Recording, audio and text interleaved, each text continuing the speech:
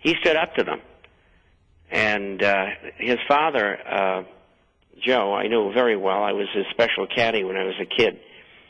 And Joe was a very hard man, not a happy man.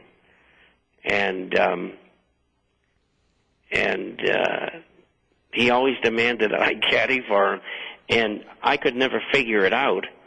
I was the best caddy in the course. I won the best caddy that first year I was at Oyster Harvest Country Club in Cape Cod.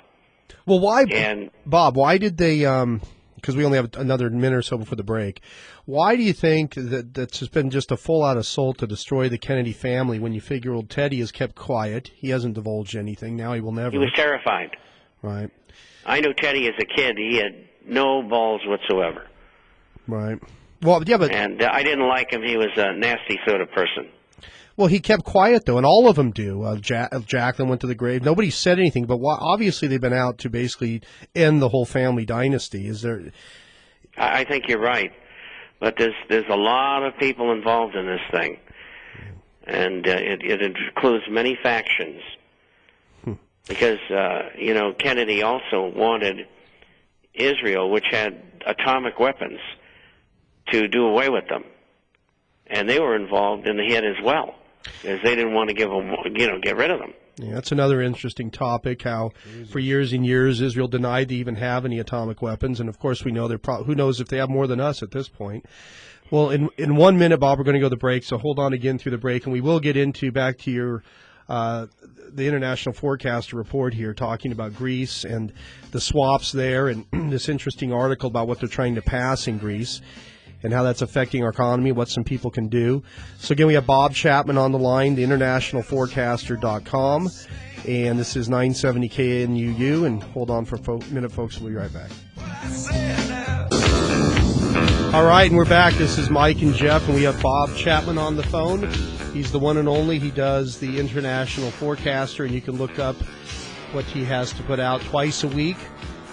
It's about anywhere from 40 to 60 pages, I would say, Bob, but like I said, at least 40 pages, and you can get it at www.theinternationalforecaster.com. And, Bob, my partner here, Miguel, had a question for you, because this is all new to him. He's just a mortgage guy. He came in today and tried to talk about his mortgages. And what did you want to ask Bob, Miguel? Yes, Bob. Good afternoon. This is Miguel. All this stuff is extremely fascinating to me, and basically I'm from the younger generations, and as growing up, we take things at face value and whatnot, believe what they teach us, believe what you hear in the media and stuff. But I was always the type of individual that questioned some of these things, as you guys were speaking about the Kennedys and what's going on in Greece and whatnot. And what can an individual that's not too savvy on stuff that's going on behind the scenes do, or get involved, or anything along those lines? Well, first of all, getting the International Forecaster will allow you to see what's really going on in the world. Everything that you need to know every week is in that publication. We cover business, finance, economics, social, political issues all over the world. I've lived in many countries. I speak several languages. I don't speak them so well anymore because I don't use them enough, but I read and write them pretty good. And so I've had a vast experience. I was on Wall Street for 28 years and owned my own brokerage firm. And I've been writing the International Forecaster for over 20 years after having been a broker for 28 years. And so that's the kind of grasp that I have on the things that are going on in the world. And so that's reflected in the good quality of what I put out.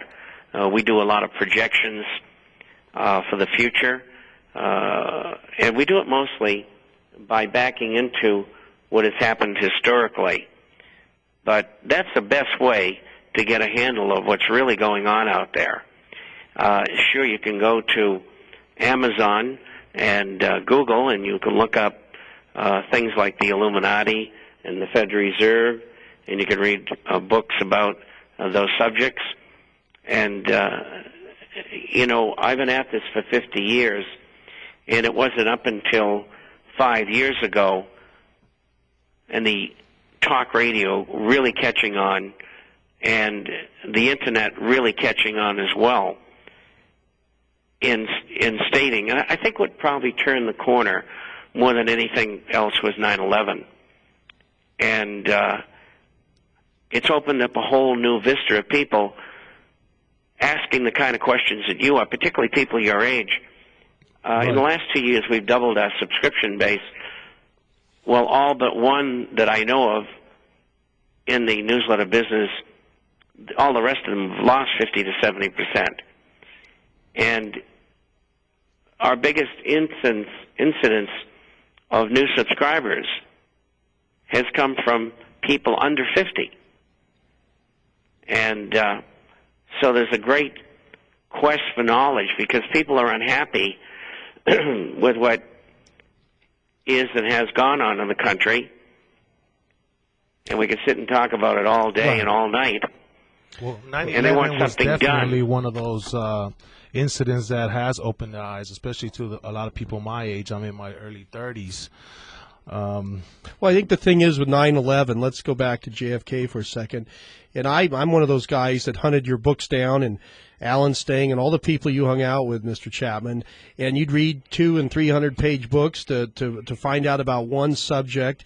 And like you said, what's happened is if JFK would have happened today with the internet, it would have never just become a legend or something that people consider ancient history. It never would have gotten off the radar screen. And that is what the Internet's done, and that's what it's going to continue to do. 9/11 is not going to disappear. It allows people to talk daily, and not just people who are, your garden variety researchers. You're talking about scientists, people that are doing peer-reviewed papers. So getting back to your first topic, having to shut this information source down, that's what they want to do that. They realize that this internet provides a way for people to make their own news, make their own stories. They don't need to have to sit down and watch the three talking heads on their nightly news. But let's get into another part of the international forecaster that you had come out this week. I pulled down, let's see, I think it's page 6 or 7 of your report. You mention the Morgan Stanley monthly buy-side survey shows managers are over-the-top bullish on stocks. And then you list some different stuff that people might find interesting. Then I go to another article from MarketWatch, Paul B. Farrell. Have you ever heard of Paul B. Farrell? Well, I certainly have. Yeah, no. So He's a very good writer. Now, are you familiar with the article I'm going to mention here? Yes. Okay. Paul B. Farrell, and if anyone knows, he's on MarketWatch. This isn't someone hiding in a cave in Afghanistan that's telling you about this, but this is February 9th of this year. His title is How to Invest for a Global Debt Bomb Explosion. And it's a great article. If you get a chance, go read it, but I'll paraphrase or read one of the couple sentences here. The big one is coming soon, bigger than the 2000 .com crash and the 2008 subprime credit meltdown combined. A huge market blowout. And as Bloomberg Businessweek predicts, the results won't be pretty for investors or elected officials. And it goes on and on. And so what I find here, you're a former Intel guy. You have one part of and this is one of the games that the powers that be play with people. You have this Morgan Stanley monthly buy-side survey showing that these managers, and when you say managers, by the way, Bob, are those, you mean market makers or fund managers? Fund and private equity managers. Okay. So here on one hand, they're very bullish, meaning, hey, go out there and buy. And then on the other side, you have people at the very same time basically painting Armageddon. And I tend to side with Paul here in his, and I'm sure you probably do too, what he says to prepare for. But again, they both provide each other with some cover. Don't you agree with me? They constantly put out both two different sides of the story at the same time. Well, in that genre, yes, and they like to be protected.